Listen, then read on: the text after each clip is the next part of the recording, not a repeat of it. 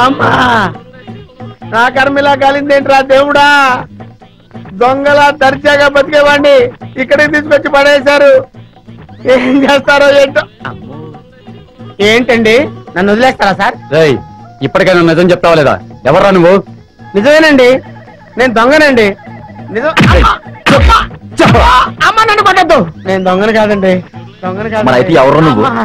అది నేను, నాకు తెలీదండి. తెలీదా? కొట్టద్దు, నిజం చెప్తానండి. అయితే చెప్పు, నీ పేరేంది? నా పేరు సింహాద్రి అండి. నువ్వు సిఐడివి కదూ? చెప్పు. సిఐడి ఏంట్రా మీ అమ్మ కడుపులు బాడా?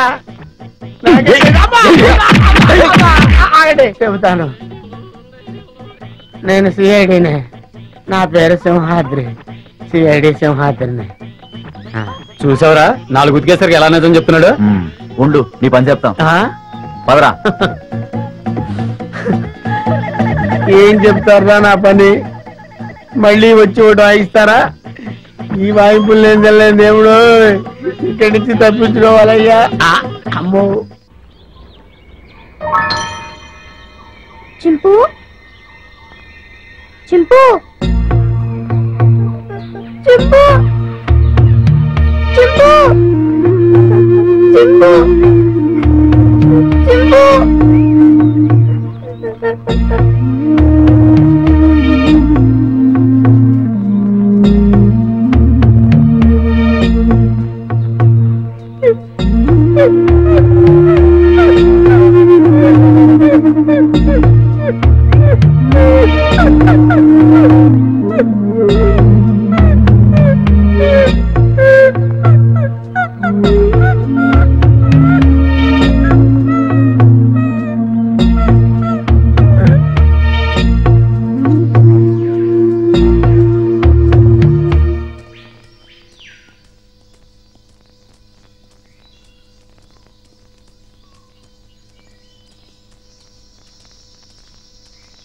ఏంటి, నీకు వాటా పెంచాలా? చూడు మినిస్టరు, స్టార్ హోటల్లో తింటూ ఏసీ కారులో తిరిగే మీకేం తెలుసయ్యా మా బాధలో కష్టాలు? కష్టం ఏంటయ్యా నువ్వు పడుతున్న కష్టం? మనుషులను పెట్టి చందనం చెట్లు కొట్టిస్తావు, హాయిగా వచ్చి టెంట్ లో పడుకుంటావు. కానీ నేను నీ టెంట్ చుట్టూ పోలీసులు రాకుండా చూడాలి, నువ్వు నరికించే చందనాన్ని లారీల్లో సేఫ్ గా ట్రాన్స్పోర్ట్ చేయాలి, దాన్ని నమ్మి నీ వాటా తీసుకొచ్చి నీ ఊళ్ళో బిళ్ళకుడు ఉల్లా కుమ్మరించాలి. అసలు 3 రాష్ట్రాల పోలీసుల నుంచి నిన్ను కాపాడటానికి నేను ఎన్ని కష్టాలు పడుతున్నానో, నా ఇన్ఫ్లుయెన్స్ ఎంత ఉపయోగిస్తున్నానో నీకేమన్నా తెలుసా?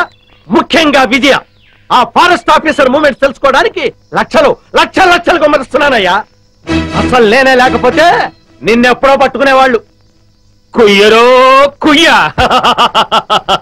పట్టించురా, పట్టించు. నన్ను పట్టిస్తే నీ గుట్టు, నీ మంత్రివర్గంలో అందరి గుట్టు బయటపడుతుంది. రాయ్ మినిస్టర్, గొప్పలు చెప్పుకోకు.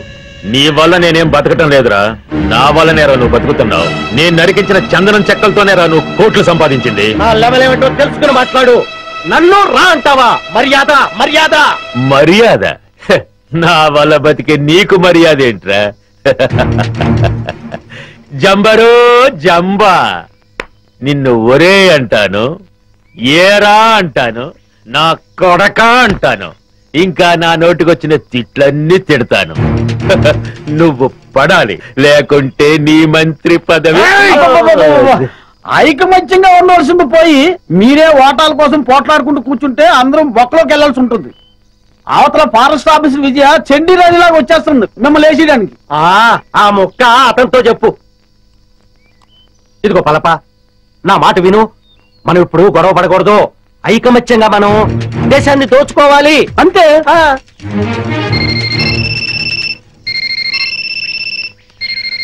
అలా ఎస్ కమాండర్. ఏమిటి బలగమంతా ఇట్టే బయలుదేరిందా? అబ్బా, వాళ్ళని దారి మళ్ళించవయ్యా. మినిస్టర్, నిజంగానే బయలుదేరారా, లేకుంటే నన్ను భయపెట్టడానికి అలా నాటకం ఆడుతున్నావా? నువ్వే మాట్లాడవయ్యా. కమాండర్, మీ వాళ్ళు నిజంగానే బయలుదేరారా? మీరు నాగుల కోనయ్యరు దాటొస్తే నేను ఊరుకోను. కబడ్దార్.